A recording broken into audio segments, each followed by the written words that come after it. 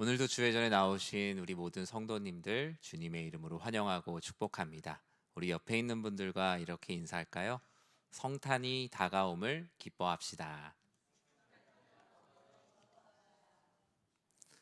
여러분 하루하루 연말에 매우 빠른 시간을 아마 보내고 계실 거예요. 저는 늘 교회에 있잖아요. 늘 교회에 있는데도 이 성탄을 기뻐한다는 것을 마음 가운데 의지를 가지고 인지하지 않으면 그냥 교회 연말의 일들에 막 묻히게 되더라고요. 그러면서 오늘 이런 인사를 꼭 해야겠다는 생각이 들었어요. 전 교회 안에 있는데 이 정도인데 교회 밖에 우리 모두 다 교회로 살아가지만 이 건물로서의 교회 밖에서 성탄을 기쁨으로 맞이하는 그 마음이 여러분들이 참 지키기가 어려우시겠다라는 생각이 들었어요. 연말에 많은 일들도 있고 또 많은 일들을 하셔야 되지만 그 가운데서 이 성탄이 다가오는 기쁨을 놓치지 않는 성탄절까지의 남은 모든 시간들 되시길 진심으로 축복합니다. 오늘 에스라 10장 1절에서 5절 말씀 가지고 사랑한다면 기도하라 라는 제목의 하나님 말씀을 함께 나누도록 하겠습니다. 한국 교회 전체 교인들은 어쩌면 한국에 복음이 전파된 이래로 계속적으로 우상향하는 곡선을 늘 그려왔어요. 그러다가 한국 교회는 한 번도 맞닥뜨리지 못했던 정체와 하강을 처음으로 맞이하게 됐어요. 교회 통계적으로 보면 그때가 2009년이었습니다. 2008년에서 2009년. 공교롭게도 제가 우리 교회 전도사로 처음 왔을 때부터 한국 교회가 갑자기 정체와 하강 곡선을 그리기 시작했어요. 그래서 한국 교회는 늘 양적으로는 성장한다라는 것에 대해서 의심이 없었어요. 처음으로 정체를 경험해보고 성도가 양적으로 줄어드는 걸 경험하다 보니까 너무나 그 모든 것들이 익숙하지 않았던 거예요. 갑자기 어떤 큰 문제가 생기면요, 사람은 누구나 방어 기제가 생깁니다. 그래서 그 잘못을 누군가에게 막 떠넘기고 싶어요. 목사님 탓이야, 장로님 탓이야, 권사님 탓이야, 세상 탓이야. 갑작스러운 이 어려움 앞에 서로의 탓을 돌리는 이 한국 교회의 지난 10년 이상의 시간들이었습니다. 2000년대 초반만 해도 1970년대, 80년대 기록적인 성장은 아니었지만 매년 한 2, 3% 정도의 성장은 하고 있었고, 지금은 여러모로 많이 위축되어 있는 모습은 분명해요. 한국교회 주일학교 교단 통계를 보니까 15년 전에 30% 수준이면 평균이라고 하더라고요. 그러니까 15년 전에 뭐 예를 들어 초등부가 100명이었는데 지금 30명이면 그게 한국교회 평균인 거예요. 평균. 출생률보다 훨씬 더 가파르게 아이들이 줄어들고 있어요. 처음에 신학교에 입학을 하니까 그거를 체감하겠더라고요. 많은 선배 목사님들이 채플에 오셔서 설교를 하면서 신학대학원에 있는 전도사님들을 되게 불쌍하게 생각을 하셨어요. 하셨던 말씀이 늘 있으셨는데, 저보다 이제 부모님 뻘 되는 목사님들이 오셔서 하시는 레파토리가 있어요. 나 때는 깃발만 꽂고 천막만 쳐도 아이들이 몰려오고 예배당을 막 지어야 됐다고. 그러면서 앞으로 목회할 목회자들은 불쌍하다라고 안타까운 마음을 이렇게 표현하셨어요. 최소한 자신의 때에는 성도가 줄어든다는 말로 인해서 스트레스 받지는 않았다라는 말씀을 하시더라고요. 한국 교회를 말하며 소망이 있는가, 또 한국 교회에 대한 비판적인 기사들을 그 당시에 엄청나게 많이 쏟아냈어요. 그런데 그분들 모두가 당연히 교회를 사랑하겠죠. 여러분 사랑한다면 여러분들은 무엇 하십니까? 어떤 분들은 사랑함에 있어서도 나만큼은 객관적이어야지 라면서 비판을 많이 쏟아내시는 분도 있고요. 어떤 분들은 일단 얼마나 많이 힘들겠냐라는 마음으로, 사랑하는 마음으로 지금 되게 많이 힘들고 어려울 테니 많이 위로하고 격려하는 방식으로 사랑을 표현하는 분도 있으세요. 어떤 분들은 얼마나 힘들겠냐는 마음으로 묵묵히 기다려주시는 분도 있고, 어떤 분들은 매우 격앙된 상태로 지금 자신의 의견을 표현하는 분들도 있어요. 그런데 그 안을 이렇게 잘 열어보면 모양은 다 다른데 진심은 다 사랑하는 거예요. 사랑하는 그것을 표현하기에 조금 때로는 그 모습들이 서로의 결이 맞진 않지만 그 마음에는 사랑한다라는 전제가 있어요. 근데 성경은 이런 다양한 사랑의 방법, 그 이면에 가장 중요한 사랑한다면 무엇을 해야 되는가를 곳곳에서 말씀하고 있습니다. 우리는 오늘 에스라 말씀을 보고 있는데요. 에스라는 앞서 9장에서 이스라엘 백성 공동체의 죄악을 보고 자신의 옷을 찢었어요. 애통해했다는 거죠. 백성들이 구별된 백성이 되길 바랐지만 포로 생활을 길게 하고 오면 무언가 배운 것이 있었겠구나라고 생각을 했는데 백성들의 모습이 그와 같지가 않았거든요. 자기 기도에만 너무나 갇혀 있었다는 생각을 했어요. 에스라가 봤을 때 이스라엘 백성 공동체는 뭔가 하나님 나라와 하나님의 큰 뜻을 위해 기도하기보단 그 내 기도에 딱 갇혀서 거기서 전혀 벗어나지 못하고 있는, 그리고 벗어날 마음도 없이 매우 좁은 지경에 있는 이스라엘 공동체의 모습을 보았어요. 결국 이 기도가 진짜로 더 회복되려면 나의 기도에서 우리의 기도로, 그리고 기도하는 것뿐만이 아니라 직접 행하는 삶까지 이어져야 된다는 것이 에스라의 눈에는 보였지만, 이 공동체를 어떻게 끌어갈 것인가에 대한 그 지혜를 바로 얻지는 못했습니다. 오늘 본문을 통해서 우리는 나의 가정, 나의 부부, 또 나의 친구들, 부모, 형제들, 교회, 나라와 민족 등 이런 공동체를 회복시키기 위해 소망이 있는 사람이라면 무엇을 먼저 시작해야 되는지를 이 에스라 10장 앞에 있는 말씀을 통해서 같이 나눠보려고 합니다. 우리 1절 상반절 말씀을 같이 한번 읽어보겠습니다. 에스라가 하나님의 성전 앞에 엎드려 울며 기도하여 죄를 자복할 때에.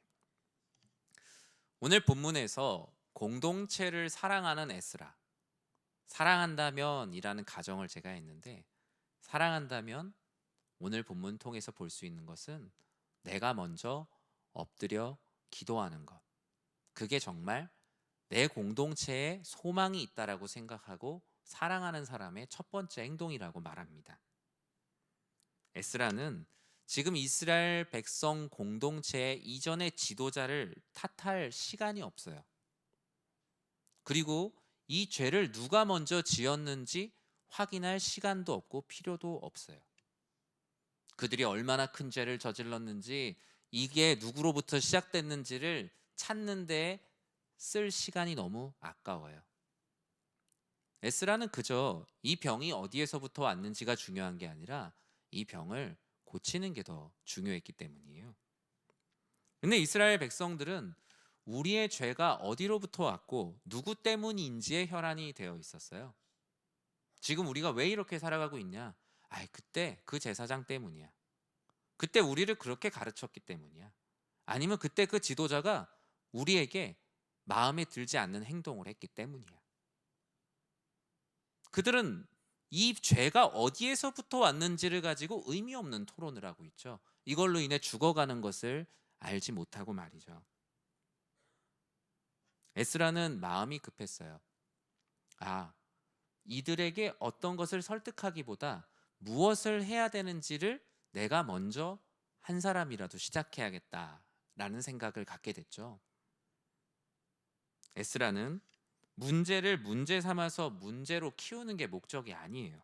자기 자신의 영적인 의로움, 나는 이전에 다른 리더들과는 달라라면서 어떤 종교적 퍼포먼스를 하려는 것도 아니에요. 그냥 이 죄가 이 공동체 안에 더 이상 있지 않기를 바라는 너무나 순수한 마음인 거죠. 모든 문제를 해결하는 것이 우리들이 모여서 이 죄가 어디로부터 왔냐라고 서로 이야기하는 곳에서 이것이 해결되는 게 아니라, 우리가 항의하고 불만을 표현하고 사람들의 뒤에서 뒷담화하는 모든 것들이 그냥 기도가 되면 모든 것이 해결되겠구나. 너무나 단순한 이 기도의 패러다임의 이동을 가져오고 싶었어요.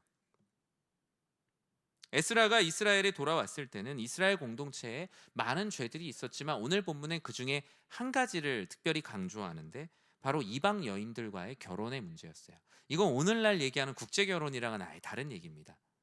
이 당시 이방 여인들과 결혼하지 말라는 하나님의 말씀은 이 구약의 시대에 하나님의 거룩한 백성을 지키기 위한 시대적 방편이었어요. 하나님께서 구약 시대에 하나님의 백성들이 다른 곳에 오염되지 않도록, 아직 이들이 마치 출애굽한 이후에 전혀 죄에 대한 면역이 없는 신생아 같은 상태였기 때문에, 이 죄에 대한 면역이 없는 상태였기 때문에 이들은 이들의 공동체를 먼저 탄탄히 이 면역력을 키워야 될 필요가 있었거든요. 면역력도 없는 상태에서 다른 죄가 있는 존재를 만지면 오히려 내가 그를 거룩하게 만들기보단 그 거룩하지 않은 것에 오히려 오염된다는 것을 하나님은 너무나 잘 알고 계셨기 때문이에요. 그러나 그들은 그걸 쉽게 생각했어요. 아니야, 우리가 오히려 그들을 변화시킬 수 있지. 심지어 제사장들도 이방 여인들과의 결혼을 많이 한 상태였어요. 이방 여인들과의 혼인 문제는 이 백성들이 모르고 있는 죄가 아니에요. 몰라서 하나님께 지은 죄가 아니고 그들의 역사 가운데 이 죄가 얼마나 심각한 결과를 갖고 왔는지 잘 알고 있어요. 심지어 바로 직전에 포로 생활했던 것도 직간접적으로 바로 이방 여인들과의 혼인의 죄가 한몫했거든요. 이스라엘 역사에 매우 오래된 지병이었어요. 생각해 보세요. 이스라엘이 남과 북으로 분열된 이유가 뭐였습니까? 우상 숭배였죠. 그 우상 숭배가 왜 시작됐죠?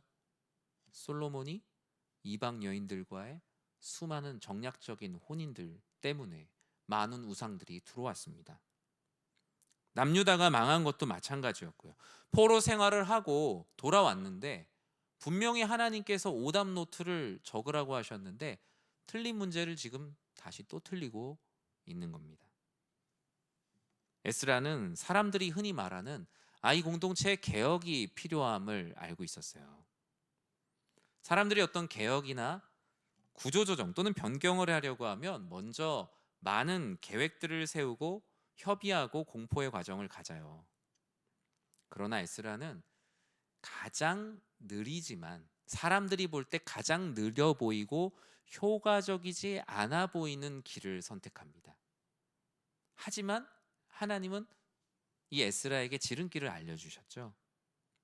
이방 여인들과 결혼한 죄 많은 공동체, 그들의 죄가 어디로부터 오고 누가 이걸 시작했고 그 사람 때문이라는 이런 정죄의 손가락은 현재 아무런 도움이 되지 않는다는 것, 내가 먼저 하나님의 성전 앞에 엎드려 울며 기도하며 자신과 공동체의 죄를 자복하는 것, 하나님은 그 한 사람이 먼저 되는 것을 원하셨어요. 만약에 에스라가 단순한 사회개혁가나 정치가라면 그는 성전 앞에 혼자 가서 울면서 기도하지 않았을 거예요. 아마 먼저 자신과 뜻을 같이 할 사람들을 모았을 겁니다. 여론을 만들고 당을 만들어서 세력을 규합합니다. 너도 그렇게 생각하지 않아? 너도 그렇게 생각하지 않아? 라면서 공동체의 이 죄를 무너뜨릴 하나의 여론을 만들죠. 교회나 사회나 저는 조금 더 다르지 않다고 생각해요. 교회가 더 거룩한 공간이라고 말하는데 그거는 어쩌면 우리의 교만일지도 모릅니다. 다르지 않아요. 왜냐하면 사람이 같기 때문이에요. 어떤 뜻이나 의견을 통과시키려고 전화를 돌리거나 연판장을 돌리는 일은 교회 공동체 안에서도 많이 볼 수 있는 일입니다.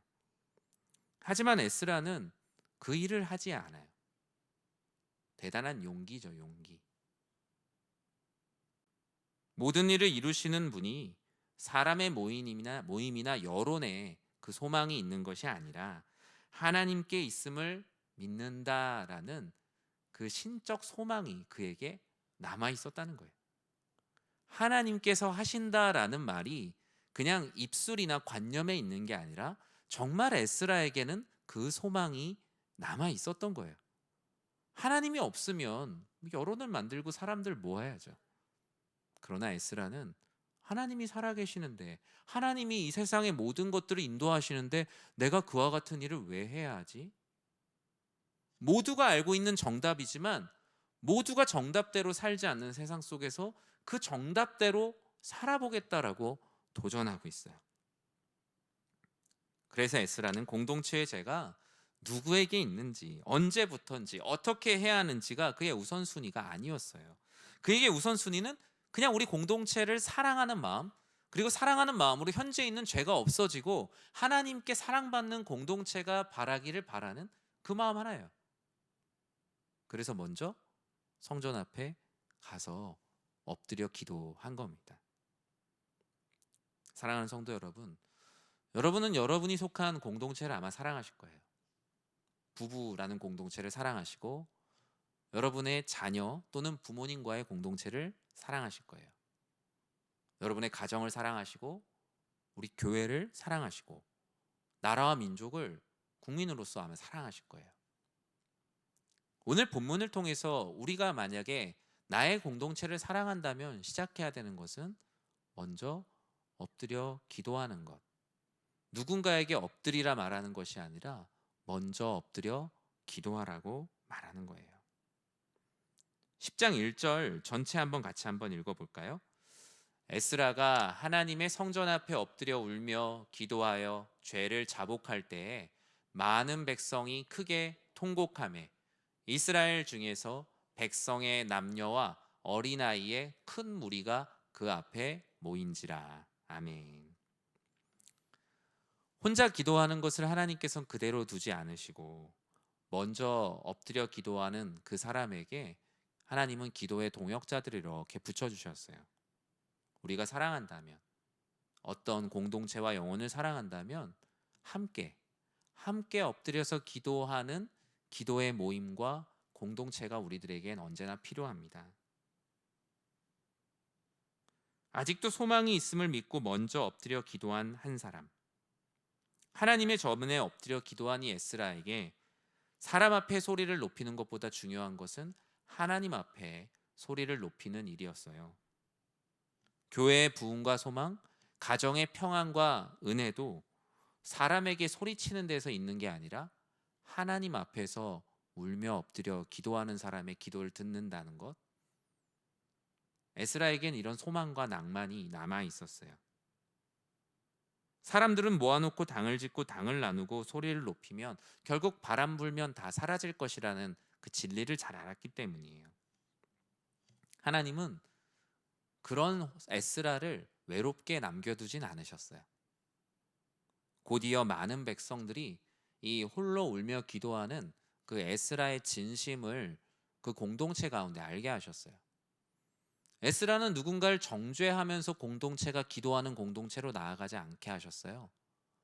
자신이 먼저 기도하며 그 공동체에 하나님이 필요하다, 하나님께 기도해야 된다는 것을 알려주고자 기도할 때 하나님께서 그 리더의 기도하는 가운데 많은 사람들이 기도의 필요성을 알게 하셨다는 거예요. 많은 교회들을 보면 이렇게 교회 사역들에 이게 동원이라는 표현을 쓸 때가 있어요. 동원. 네.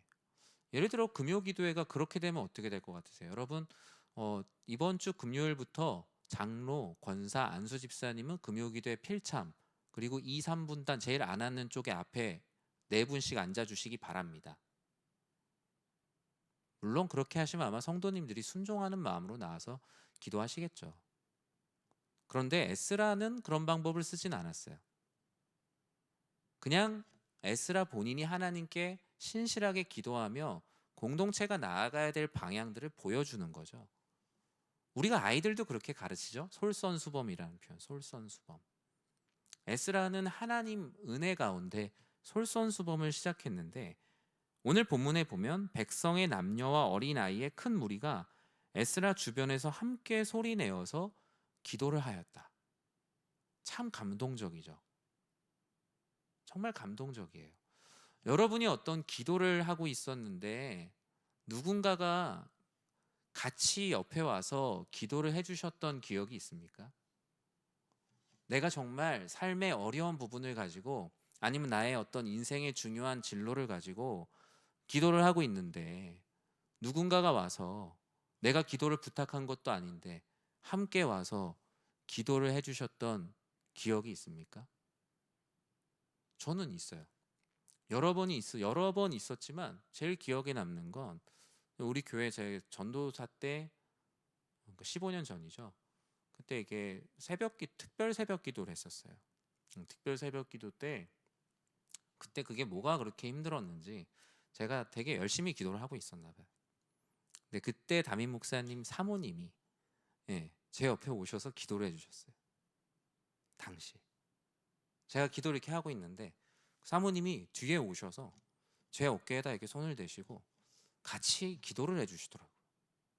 저는 그날이 잊혀지지가 않아요. 사실 대단한 용기가 필요한 거예요. 기도하고 있는 누군가에게 그 기도하는 그 간절함을 듣고 가서 기도를 해줄 수 있다? 이거는 정말 어려운 겁니다. 그것도 그 특별 새벽 기도회라는 어떤 공적인 자리에서 또 교회 교역자인데 사모님이 가서 기도를 해준다라는 건 되게 어려운 일이에요. 그런데 그때 그렇게 해주셨던 게 마음에 정말 오래 남더라고요. 이런 게 누군가에게 가서 같이 기도하고 함께 기도하는 거구나.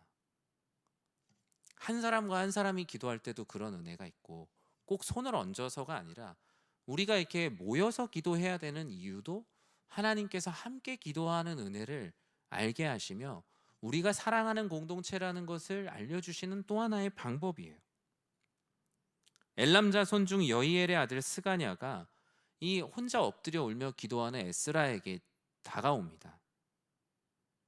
우리 공동체에 죄가 많지만 회개하면 아직 이스라엘에 소망이 있다고. 그러니 저희가 학사 에스라 당신의 교훈을 따르고 하나님의 명령을 따라 이방 여인들과 소생들을 다 내보내 보겠다고. 우리가 너무나 오랫동안 해결하지 못한 죄인 걸 알면서도 내보내지 못한 이것을 한번 도전해 보겠다고. 에스라는 사랑을 입으로 하지 않고 먼저 울며 기도하자 많은 사람들이 마음 가운데 우리 이게 바뀌어야 되는데 라고 생각은 했지만 하지 못했던 것들에 대한 용기를 갖게 했어요. 하나님은 에스라에게 하나님이 같이 울며 기도할 사람을 보내주셨고요. 그리고 그 사람은 에스라가 해야 할 본연의 사명까지도 알려줬어요. 에스라 당신이 지금 여기서 혼자 울며 기도하기보다 하나님이 당신에게 맡긴 일들을 할 수 있도록 우리가 다른 일들을 하겠다. 4절에 보면 이렇게 말해요. 이는 당신이 주장할 일이니 일어나소서 우리가 도우리니 힘써 행하소서 하니라. 공동번역에 보면 이렇게 쓰여져 있어요. 에스라 선생님은 선생님의 일을 하십시오. 다른 일에 신경 쓰지 않도록 당신의 뜻에 따르겠으니 용기를 내어 밀고 나가십시오. 에스라 입장에서는 엄청나게 많은 그의 하나님께서 이 사람들의 기도를 통해 주시는 은혜가 이런 거구나. 하나님이 옆에 있는 사람이 나를 위해서 우리 공동체를 위해서 기도할 때 주시는 그 위로와 격려가 이런 거구나. 만약에 옆에 있는 분을 통해서 하나님이 그렇게 말씀하셨다고 해보세요. 내가 어떤 일로 인해 막 고민하고 힘들어하고 있는데 형제님 제가 그 일들을 도울 테니까 지금 형제님은 형제님 앞에 있는 급한 일들을 먼저 하세요. 제가 열심히 기도하고 돕겠습니다. 누가 와서 기도하고 있는데 그렇게 이야기해 준다면, 그렇게 기도해 준다면 얼마나 그 마음이 기쁠까요? 하나님이 사람을 통해서 사랑을 전해 주시는구나 라는 것을 정말 막 마음속 깊이 느끼지 않을까요? 여러분이 속한 많은 공동체가 있을 거예요. 앞서 말씀드린 부부의 관계, 부모와 자녀의 관계, 가족, 직장, 구역, 교회. 여러분이 속한 공동체를 정말로 사랑한다면 기도를 하면 됩니다. 내가 사랑하기 때문에 막 이렇게 말하는 거야. 순서가 중요하죠. 먼저 충분히 기도하는 거예요. 나의 속한 교회를 위해서 또 가정의 부부에게 남편이나 아내에게도 먼저 내 말이 그냥 내 감정이 내 생각이 먼저 쏟아지는 게 아니라 조용히 내 사랑하는 가장 가까운 사람을 위해 기도하는 거예요. 그게 진짜 사랑이라고 성경은 말합니다. 가늠한 여인이 있을 때도 많은 사람들은 편한 방법을 택했어요. 뭐예요? 법대로 하는 거예요. 율법대로 정죄하고 처리하는 것이 훨씬 편한 방법이에요. 그러나 예수님은 사랑했죠. 그러나 예수님의 사랑에 그러면 죄를 깨닫게 하는 게 없었나요? 깨닫게 하는 게 있었어요. 그 여인이 잘못했다는 것을 분명히 말씀해 주셨어요. 하지만 예수님께서 그 여인을 바라보는 전체적인 기조는 사랑이었다는 거예요. 올 연말 저는 우리 사랑하는 성도님들의 모든 공동체 가운데 여러분들이 그 사랑한다면 기도하는 그 에스라와 같은 한 사람이 되시길 전 진심으로 축복합니다. 그러면 여러분의 결혼하신 분들은 그 부부의 관계에서 에스라와 같이 쓰임 받으실 것이고, 부모 자녀와의 관계에서도 에스라와 같이 쓰임 받으실 것이고, 교회 공동체 안에서도 먼저 엎드려 기도하는 에스라와 같이 쓰임 받게 되실 거예요. 얼마나 크고 놀라운 일이에요. 저는 우리 교회 이 금요 기도회 또한, 이 기도회 자체가 우리 교회의 에스라와 같은 먼저 엎드려 기도하는 공동체가 되길 주님의 이름으로 간절히 축복합니다. 5절 말씀에 보면 다음과 같이 말해요. 같이 읽어볼까요? 이에 에스라가 일어나 제사장들과 레위 사람들과 온 이스라엘에게 이 말대로 행하기를 맹세하게 하매 무리가 맹세하는지라. 아멘. 사랑할 때 먼저 엎드려 기도하고 함께 기도했어요. 그리고 그와 같은 곳에서 힘을 얻은 이 에스라는 일어나 마땅히 행하는, 실제로 행하는 일까지 오게 됩니다. 그런데 우리는 사랑한다는 이유로 이 순서가 거꾸로 뒤집혀 있을 때가 많아요. 내가 그 공동체를 사랑해요. 교회를 사랑해요. 그래서 교회를 사랑하는 마음으로 먼저 기도하기보단 먼저 한번 일을 저질러요. 확 한번 쏴붙여요. 그리고 나서 잘 안 되면 사람들을 모아요. 함께 모여서 기도하기보다 사람을 모아. 그렇게 했는데 내 마음대로 뭔가 되지 않으면 내가 뭔 잘못했나? 혼자 기도해요. 거꾸로 해요. 그런데 에스라는 말해요. 공동체를 정말 사랑한다면 어떤 일이 있을 때, 우리 부부에, 우리 가정에, 내 자녀와의 관계에 어떤 일이 있을 때 먼저 쏟아내기보다 하나님께 기도하며 여쭙는 거예요. 그러다 보면 그 일에 동역하는 많은 사람들이 그와 같이 기도하게 해주세요. 그리고 어떻게 행해야 될지 지혜를 주시고 일어나서 행할 수 있는 방법을 주세요. 그런데 우리는 우리의 감정과 신앙적인 연약함으로 인해 먼저 행동해요. 그리고 항상 후회해요. 그래서 기도가 항상 좀 후회에 가까운 기도를 많이 해요. 하나님, 제가 왜 그랬을까요? 제가 왜 그때 그렇게 행동했을까요? 하나님께 먼저 충분히 기도하고 움직였으면 좀 더 괜찮았을 텐데요. 에스라와 함께 많은 이들이 엎드려 기도하고, 이 개인의 기도와 공동체의 기도로 한껏 영적으로 달궈진 그들은 더 이상 앉아 있을 수가 없었어요. 그동안 우리 공동체를 괴롭혔던 이방 여인들과의 혼인의 문제를 정말 뿌리채 뽑을 수 있겠구나. 그동안 우리에게 항상 문제가 되었던 이 문제를 한번 요번에 제대로 뽑아낼 수 있겠구나라는 그 자신감과 확신이 생겼어요. 왜 그런 확신이 생겼을까요? 기도하는 가운데 하나님께서 꿈과 희망과 용기와 지혜를 주셨기 때문이에요. 이방 여인들과의 혼인 문제 등 여러 가지 죄악들은 백성들 안에 오랜 숙제였습니다. 모두 그게 죄인 줄도 알고 하나님이 싫어하신다는 것도 알지만 뭐 어떻게 해요? 편하잖아요. 그냥 편하다는 말 안에 서로 잠자코 그냥 그 안에서 지켜왔던 전통 아닌 전통, 사실은 인습이었죠. 하나님은 한 사람의 기도를 통하여 그동안 내쫓지 못했던 이 죄에 대해서 다 같이 기도하게 하셨어요. 이 모두가 함께 기도하니까 혼자서는 일어나 행할 수 없었는데 모두가 그 죄의 자리를 박차고 일어나니까 무언가 행동할 수 있는 데까지 오게 됐어요. 에스라가 먼저 뭘 하자고 했냐면요, 우리 지금 마음 가운데 이 죄를 회개해야겠다는 마음이 들었으니까 우리 진짜 회개하자. 그리고 하나님 앞에 우리가 다짐하자라면서 맹세하자고 얘기해요. 우리 이제는 이 죄를 요번 기회에 한번 발본색원합시다. 우리 항상 뭔가 은혜를 받았다라고 얘기하면서 미지근하게 돌아가지 말고 우리 정말 이 죄를 완전히 우리 안에서 제하여 달라고 우리 같이 기도합시다. 작심삼일이란 말처럼 우리가 하나님 앞에 무언가 말씀을 들을 땐 결단을 하는데 결단에 대한 강제력이 없다 보니까 그냥 쉽게 또 결단이 허물어지는데, 우리 3일이 될지언정 한번 우리가 결심해 봅시다 라면서 에스라가 백성들을 독려합니다.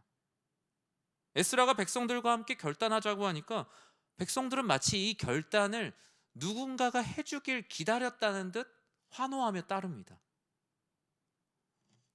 누군가가 마치 이 결단을 해주길 바랐듯. 에스라는 한 번도 해보지 못했던 일을 합니다. 여기 있는 사람들만 바뀔 게 아니라 지금 여기엔 없지만 온 이스라엘에 흩어진 자들에게 지금 이 내용을 선포해야겠다는 거예요. 이방 여인들과의 혼인의 죄를 그냥 덮어두고 살아가고 있는 우리 이스라엘 백성들에게 3일 안에 예루살렘으로 다 모이라고 제가 선포하겠습니다 라고 말하는 거예요. 그때는 당시 유다 지역 기준으로 했을 때 고대 근동의 우리나라 계절로 얘기하면 겨울 같은 날씨였어요. 그러니까 썩 모이기 좋은 계절은 아니에요. 그리고 많은 비가 내리는 때라고 말합니다. 온 이스라엘 백성들을 모아서 회개하자라고 말하려면 에스라가 얼마나 마음이 담대해야겠어요. 사람들이 나를 왜 모이냐고 했냐고 비방하면 어쩌지? 나 바빠 죽겠는데 왜 기도하러 나오라고 왜 자꾸 그렇게 얘기하고 불편하게 하냐고 하면 어떠지? 에스라가 그냥 하나의 자신의 여론을 관리하고 인기를 관리하는 사람이었다면 그와 같은 선포를 절대로 하지 못했습니다. 그냥 사람들에게 항상 잘하고 계세요, 그냥 그렇게 하세요라고 말하는 게 훨씬 더 대중적인 인기를 누릴 수 있는 사람이었을 거예요. 에스라는 과감히 앞서 말한 이들과 같이 하나님의 말씀을 선포했어요. 그런데 에스라의 생각조차 기우였던 것 같아요. 많은 백성들이 그동안 누군가가 좀 이걸 얘기해 주길 바랐는데, 우리 공동체 안에 이런 죄가 있다는 것은 알았지만 누군가가 이게 죄야 라고 얘기해 주길 바랐는데, 올바른 하나님의 말씀을 선포하니까 백성들은 기다렸다는 듯이 12절에 다음과 같이 고백을 해요. 모든 회중이 큰 소리로 대답하여 이르되 당신의 말씀대로 우리가 마땅히 행할 것이니이다. 어쩌면 에스라의 걱정 또한, 에스라는 나중에 자신이 걱정한 것까지 하나님께 너무나 죄송한 마음이 들었을 거예요. 말씀을 맺습니다. 우리가 속한 공동체를 사랑한다면 여러분, 내가 먼저 기도하는 모두가 되시길 진심으로 축복합니다. 여러분 예를 들어 여러분의 주일학교 반에 어려움이 있다? 그 아이와 그 반을 위해 먼저 기도하면 되는 거예요. 나의 구역에, 나의 가정에, 나의 자녀와의 관계, 부모님과 형제 간의 관계, 또 교회, 나라와 민족, 모든 것들에 있어서 하나님은 언제나 먼저 행동하는 것보다 내가 먼저 기도하는 걸 원하세요. 다른 사람들에게 기도하라라고 말하는 에너지 또한 그냥 내가 먼저 기도하는데 먼저 쏟는 거죠. 그러면 하나님께서 그와 같이 기도할 사람들을 그들의 마음을 움직이시고 모이게 하세요. 성경은 그걸 부흥이라고 말합니다. 그리고 한국 교회뿐만 아니라 모든 교회사 역사의 부흥은 다 이런 거였어요. 자, 이번 주부터 100명씩 모이십시오 해서 모여서 한 걸 교회사에서 부흥이라고 적어놓은 건 하나도 없으며, 어떤 한 사람이, 어떤 소수의 사람들이 모여서 기도할 때 성령 하나님께서 은혜를 주시고 그 은혜를 사모하는 사람들이 모여서 회개하고 기도했던 것들을 다 대각성운동, 대부흥운동이라고 하지요. 어떤 사람이 기획해서 몇 명이 모였다, 이것을 교회사에선 부흥이라고 말하지 않습니다. 여러분, 여러 가지 많은 문제들 가운데 연말을 맞이하고 계실 겁니다. 연말의 따뜻함보다 연말의 냉랭함을 오히려 더 크게 느끼고 계시는 분들도 계실 것이고, 또 내년을 준비함에 있어서 앞이 잘 보이지 않는 어려움 가운데 있는 분들도 계실 거예요. 복잡한 생각들보다 나에게 올해를 주시고 또 내년을 주실 그 하나님을 사랑하는 마음으로 그 문제 하나하나를 먼저 엎드려 기도하십시오. 그러면 여러분이 가장 사랑하는 사람이 옆에서 그 기도를 같이 해주실 거예요. 그리고 무엇보다 어떻게 행해야 될지, 어떻게 일어나서 그 일을 해야 될지 하나님께서 지혜를 주시고 담대함을 주실 겁니다. 우리 사랑하는 모든 성도님들, 그와 같은 연말의 은혜를 누리시길 진심으로 축복합니다.